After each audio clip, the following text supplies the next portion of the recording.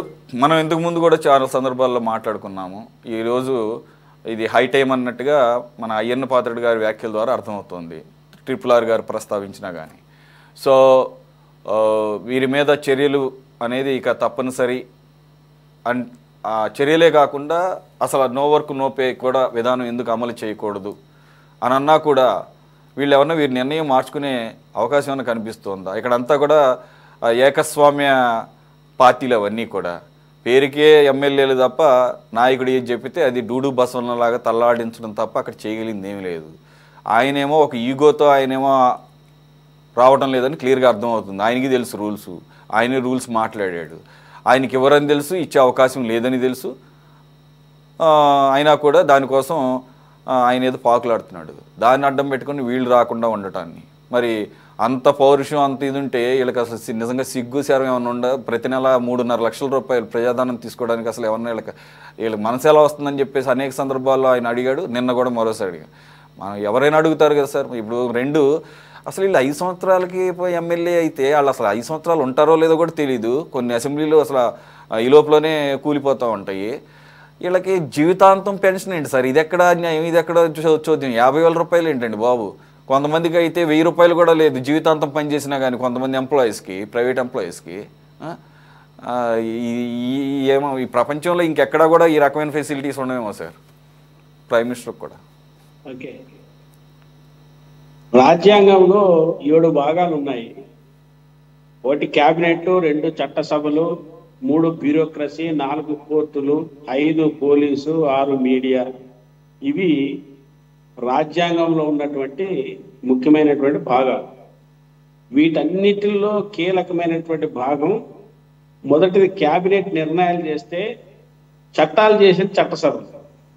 అంటే రాజ్యాంగంలో అత్యంత కీలకమైనటువంటివి చట్టసభలు. ఆ చట్టసభల్లో చేసేటివే అమలు చేయడమే మిగిలినటువంటి కింది 4 భాగాలు. ఈ చట్టసభల్లో చేసినవే 4 భాగాలు అమలు చేసేవి. మరి మీరు చెప్పినట్టు వాళ్ళకి రూపొందించాలి, వాళ్ళకి నిబంధనలు విధించాలి, వాళ్ళకి ఇవి పెట్టాలి అవి పెట్టాలన్నా చేసేది కూడా ఆ చట్టసభలే. వాళ్ళకి జీతాలు తగ్గించాలన్నా ఆ చట్టసభలే. వాళ్ళకి అధికారాలు రూపొందించాలన్నా ఆ చట్టసభలే. మరి ఆ చట్టసభలో ఉండేది కూడా వీళ్ళే కదా. కాబట్టి వాళ్ళకి వ్యతిరేకంగా వాళ్ళ చట్టాలు చేస్తారు అనుకోవడం మనం పొరపాటు. అందుకోసమే వామపక్ష కమ్యూనిస్టు పార్టీలు ఎప్పటి నుంచో కూడా దామాషా పద్ధతిలో ఓటింగ్ ఉండాలి, తప్పు చేస్తే వెనక్కి తీసుకునే అధికారం ఉండాలి అని ఏనాడో చెప్పారు. ఆ దామాషా ఓటింగ్ పద్ధతి వచ్చేంత వరకు పరిస్థితి ఇదే. రెండో అంశం ఏమిటంటే మన వాళ్ళు చాలా విషయాలు చెప్పారు చట్టసభలకు సంబంధించినటువంటి ఆనాడు ఉన్నటువంటిది. గతంలో 2006లో కరెక్ట్గా నాకు గుర్తుంది, ఒక అసైన్ చట్టాన్ని సవరించడానికి దాదాపు వారం రోజులు అసెంబ్లీలో అట్టుడికిపోయింది. ఒక చట్ట సవరణ చేసి రాజశేఖర పీరియడ్ 1977 అసైన్ చట్టాన్ని సవరించాలి అనే దాంట్లో చాలా పెద్ద ఎత్తున గొడవలు జరిగాయి. ఎమ్మెల్యేలంతా పట్టుబట్టారు. చివరికి రాజశేఖర రెడ్డి గారు దాని చట్టాన్ని తొలగించబోయి సవరణ చేయాల్సిన పరిస్థితి వచ్చింది. కాబట్టి ఈ రోజుకి అది కొంత పేదలకు న్యాయం చేకూరింది. అంటే చట్ట సభల యొక్క ప్రాధాన్యత ఏమిటనడానికి ఒక విషయం. రెండవది ఎస్సీ ఎస్టీ సప్లాన్ అమలు చేయడానికి 2012లో 50 రోజుల పాటు పోరాటం జరిగింది. వారం రోజుల పాటు చట్టసభలో చర్చ జరిగింది. అప్పుడు ఎస్సీ ఎస్టీ సప్లాన్ చట్టం ఏపీలో అమలైంది. అది దేశవ్యాప్తంగా కూడా అమలు చేయాలని అనేక రాష్ట్రాలు కూడా ఒత్తిడి వచ్చింది. అంటే చట్టసభలకు ఉన్నటువంటి విలువ ఏ పార్టీది అని చెప్పడానికి ఈ 2 ఉదాహరణలు మీ ముందుకు తెస్తున్నాను. రెండో అంశం, ఇప్పుడు ఈరోజు అయ్యన్న పాత్ర గారు చెప్పారు, సరే గతంలో ఏం జరిగింది అని చెప్పినటువంటి విషయాలు విలువైనటివి. నో వర్క్ నో పే అనేది అందరికి తెలిసినటువంటిది. కానీ ఇది కూడా చేయాలన్నా కూడా వీళ్ళు చట్టసభలో చేయరు కదా, దానికి కూడా వెళ్ళాలి కదా. అదేవిధంగా విలువల గురించి మాట్లాడుతున్నాం. ఆ సీట్లు ఇచ్చేటప్పుడే వీళ్ళకి ఆ విలువలు ఉన్నా లేదని, ఆ ఇచ్చిన వాళ్ళకి విలువలు ఉన్నా లేదని నాకు ఇప్పుడు అర్థం అవుతుంది. ఆ ఇచ్చిన వాళ్ళకి సీట్లు ఇచ్చిన వాళ్ళకి విలువలు ఉన్నారా లేదో నాకు తెలియదు. ఎందుకంటే సీట్లు కేటాయించేది విలువలు ఉన్నాయా, నీతి నిజాయితీ, ప్రజల కోసం పనిచేస్తాడా అనేది ఏనాడో పోయింది. ఎమ్మెల్యేకు పోటీ చేయాలంటే 100 కోట్లు ఖర్చు పెడతావా? ఇది ఇప్పుడు సెలక్షన్. వాళ్ళు ప్రజల్లో పనిచేశారా, 1-2 దశాబ్దాల పాటు ప్రజల మధ్యన ఉన్నారా, నీతి నిజాయితీగా ఉన్నారనేది చూడండి. ఇప్పుడు జరిగినటువంటి అసెంబ్లీ పార్లమెంట్లో చూస్తే, పార్లమెంటులో ఈ మధ్య ఒక జర్నలిస్టు బయటకు పెట్టిన అంశం, 542 మంది ఎంపీల్లో 490 మంది శతకోటీశ్వర్లని ఉన్నారని చెప్పారు. వీళ్ళంతా కూడా శతకోటీశ్వర్లంతా ఎవరు? కార్పొరేట్ పెట్టుబడిదారులే. అంటే డైరెక్ట్గా పెట్టుబడిదారులు కార్పొరేట్ల రాజకీయాలకు వచ్చిన తర్వాత మరి వీళ్ళు ప్రజలకు అనుకూలమైన చట్టాలు చేయడానికి ఎందుకు వస్తారు సభలకి? ప్రజలకు అనుకూలమైన చట్టాలు ఎందుకు చేస్తారు? అందుకోసం వాళ్ళకు అనుకూలమైనటువంటి చట్టాలు చేస్తారు, ఆ చట్టాలు అమలు చేయించుకోవడానికి వెళ్తారు. ఒకవేళ వీళ్ళకి ముప్పు వస్తుందంటే పార్లమెంటుకు, అసెంబ్లీకి వెళ్తారు. కానీ ముప్పు తెచ్చే పద్ధతుల్లో ప్రధానమంత్రులు, ముఖ్యమంత్రులు ఉండరు. ఎందుకంటే వాళ్ళని ఎన్నుకునేది కూడా వీళ్ళే. ఎందుకు వీళ్ళే అంటే డైరెక్ట్గా ఎన్నుకోవచ్చు. ఈరోజు వేల కోట్ల రూపాయలు పెట్టుబడి పెట్టి గెలిపించుకుంటారు కాబట్టి వాళ్ళకి అనుకూలమైన చట్టాలు చేయాలి. ఇప్పుడు మనం చూసాం మన రాష్ట్రంలోనే, ఇప్పుడు అదాని ఏమి దేశీ రాష్ట్రానికి త్యాగం చేశాడు, ఆయనకు అనుకూలంగా అనేక పోర్టులు మార్చేశారు. ఇప్పుడు సోలార్ పేరు మీద 5 లక్షల ఎకరాలు భూములు ఇస్తున్నారు. ఎక్కడైనా ఈ భూములు ఇస్తాము వీళ్ళకి ఇవ్వాలని ఎక్కడైనా చట్టసభలో చర్చించారా? ఎక్కడ చర్చించలేదే. ఎక్కడ ప్రజలకు అనుకూలమైన చర్చించలేదే. కాబట్టి చట్టసభలో గతంలో ఒక 20 ఏళ్ల క్రితం అసెంబ్లీ సమావేశాలు జరుగుతున్నాయంటే ఆ ఎమ్మెల్యేలు, ప్రతిపక్ష ఎమ్మెల్యేలు రాత్రి 1 గంట 2 గంటల దాకా మాలాంటి వాళ్ళు పిలిపించుకొని వ్యవసాయ కార్మికుల సమస్యలు ఏమిటి, ఉద్యోగుల సమస్యలు ఏమిటి, లేదా వివిధ జిల్లాల్లో ప్రాజెక్టుల యొక్క పూర్తి ఏమిటి, రాత్రి 12-1 గంట దాకా మాతో పిలిపించుకొని విషయాలు సేకరించుకొని అసెంబ్లీలో మాట్లాడితే కన్నీళ్లు పెట్టుకున్న వాళ్ళు ఉన్నారు. గతంలో కమ్యూనిస్ట్ పార్టీ ఎమ్మెల్యేలు మాట్లాడినప్పుడు చాలామంది నివ్వెరపోయి చెప్పిన వాళ్ళు ఉన్నారు. అందుకోసమే ఇప్పుడు ఆ సబ్జెక్టు లేదు, ఆ ప్రజల గురించి మాట్లాడాలనే ఎవరికి స్పృహ లేదు. అసెంబ్లీ సమావేశం జరిగితే అధికార పక్షంలోనేమో వాళ్ళ ఆదినాయకులకు భజన చేసి వీరుడు సూర్యుడు అని మాట్లాడడం పోవడం. కానీ నా నియోజకవర్గంలో ఏమి, నా ప్రాజెక్ట్ ఏమిటి, నా అభివృద్ధి ఏమిటి, నా ఇరిగేషన్ ప్రాజెక్ట్ ఏంటి, నా నియోజకవర్గంలో రోడ్లు ఏమి, ఎవరు మాట్లాడిన పరిస్థితి లేదు. 0 అవర్లో కూడా ప్రస్తావించే పరిస్థితి లేదు. అందుకోసమే వీళ్ళు వాళ్ళు అనేది కాకుండా ఈ బూర్జువా భూస్వామ్య పార్టీలే అదే పరిస్థితికి వచ్చినాయి. అందుకోసమే వాళ్ళు అనుకుంటుండొచ్చు, అసెంబ్లీకి పోయినా పట్టించుకోకపోయినా, మేము మాట్లాడిపోయినా ఎవరు పట్టించుకోలేరులే, మీరు అన్నట్టు పోయినా పోకపోయినా 3 లక్షల రూపాయలు ఇంట్లో కూర్చున్నా వస్తాయి, రిటైర్డ్ అయిన తర్వాత ఒకసారి గెలిచిన 30,000 వస్తాయి, 2 సార్లు గెలిస్తే 50,000 వస్తాయి, ఉచిత బస్సు ఇవన్నీ అనుకోవచ్చు. కానీ ఏదో ఒక రోజు ప్రజలు నిన్న చూశారు, నేపాల్లో ఏం జరిగిందో చూశారు. ఫైనాన్స్ మినిస్టర్ బట్టలు ఉడిదీసి రోడ్డు మీద తన్ని ప్రజలు రోడ్డు మీద ఏం పెట్టారో తెలుసు. జడ్జన్ అనే జనరేషన్ పేరు మీద రాకుండా, తిరుగుబాటు రాకుండా ప్రజలు చూడకుండా ఉండరు. ఏదో ఒక సమయం కోసం ఎదురు చూస్తారు. ఆ సమయం వచ్చినప్పుడు తగిన బుద్ధి చెప్తారు, వీళ్ళైనా వాళ్ళైనా.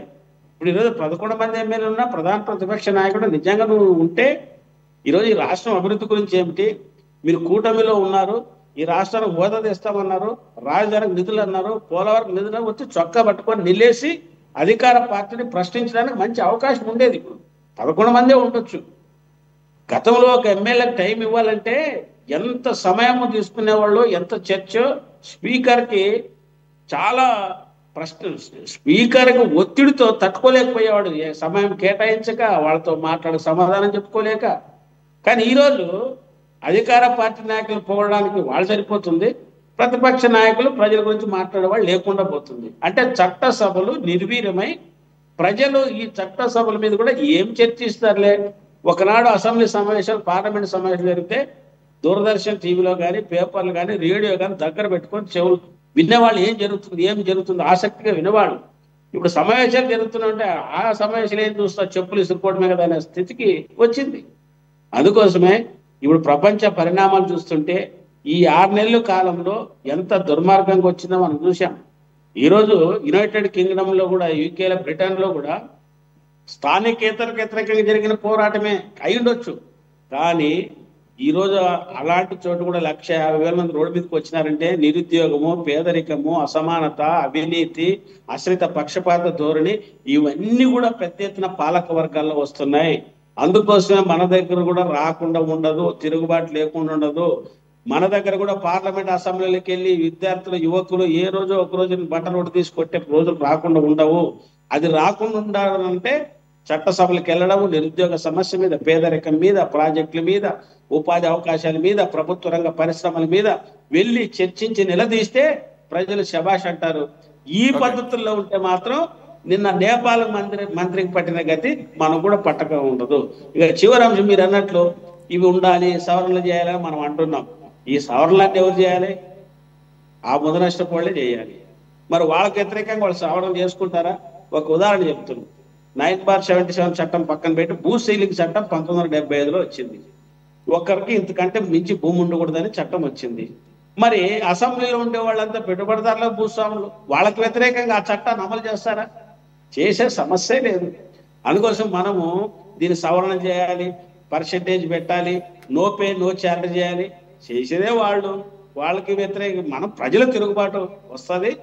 అది ఎంతో దూరంలో లేదు. మన దేశ చుట్టుపక్కల పరిణామాలు మనం చూస్తున్నాం. ఇక్కడ కూడా ప్రజల్ని, ఎమ్మెల్యేలని, ఎంపీలని తరిమి కొట్టే రోజులు రాక తప్పదు. ఇది నేను చెప్పదలుచుకున్నాను. రైట్. ఏమో అంత చైతన్యం, అంత విజ్ఞత ఉందని నాకైతే అనిపించడం లేదు. అంటే ఎప్పటికైనా దగ్గరలో లేకపోవచ్చు, ఇప్పుడు రాకపోవచ్చు. మన నేపాల్ని ఎవరైనా ఊహించామా? ఇంత తొందరగా ఇంత జరుగుతుందని మనం ఎవరు కలలో ఊహించలేదు. ఆ సడన్ గా చూసాం. జనరేషన్ 20 ఏళ్ళు లోపు పిల్లలు, ఆ జనరేషన్ మన చేత కాకపోవచ్చు, మనం బయటకు రాకపోవచ్చు. జనరేషన్ చూస్తూ ఊరుకోదు. ఈరోజు ఎగ్జాంపుల్ చెప్తున్నాను.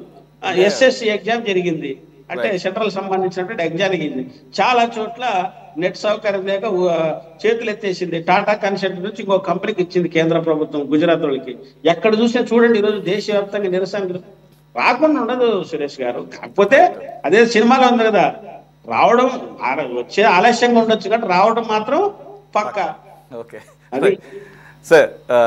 బాజీ గారు, యూ వాంట్ యాడ్ క్విక్లీ? మనకి ఇప్పటికే లేట్ అయింది, మరో టాపిక్ కూడా ఉంది.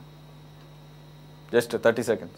ఇప్పుడు మొన్న పార్లమెంట్ లో 130వ రాజ్యాంగానికి 130వ సవరణ చేసి ఏదైతే నేరం చేసి జైల్లో పడి 30 రోజులు పెంచితే కనుక వాళ్ళు ముఖ్యమంత్రి అయినా కానీ అనర్హత వేటు చేయాలని బిల్లు పాస్ చేశారు.